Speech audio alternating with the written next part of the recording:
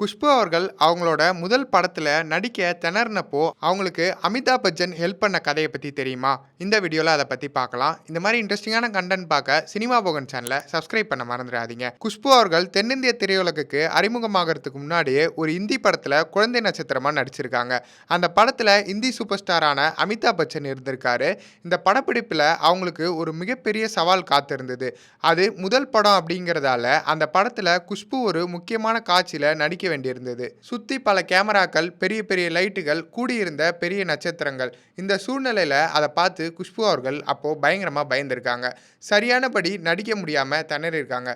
இத பார்த்த டைரக்டர் ரவி சோப்ரா ரொம்பவுமே டென்ஷன் ஆகியிருக்காரு. அப்போ அமிதாப் பச்சன் அவர்கள் அந்த சைல்டு ஆர்டிஸ்டான குஷ்பு கிட்ட வந்து உட்காந்து பேச ஆரம்பிச்சு, எளிமையா அவங்களுக்கு ஒரு சாக்லேட் குடுத்து நடிப்புனா என்னன்னு விளக்கியிருக்காரு. இத பார்த்த குஷ்பு அவர்கள் ஒரு சூப்பர் ஸ்டாரே இப்படி இறங்கி வந்து பேசினதால, குஷ்பு அடுத்த டேக்லயே அந்த சீன பயங்கரமா அசத்திட்டாங்க. இதுதான் அவங்க திரையுலகுல கத்துக்கிட்ட முதல் அனுபவம். அதுவும் சூப்பர் ஸ்டார் அமிதாப் பச்சன் அவர்கள்ட்டேருந்து கத்துக்கிட்ட அனுபவம். இந்த குஷ்பு அவர்களின் வாரத்துல அவங்கள பத்தின தெரியாத பல தகவல்கள தெரிஞ்சுக்க சினிமா போகன் சேனல சப்ஸ்கிரைப் பண்ணுங்க.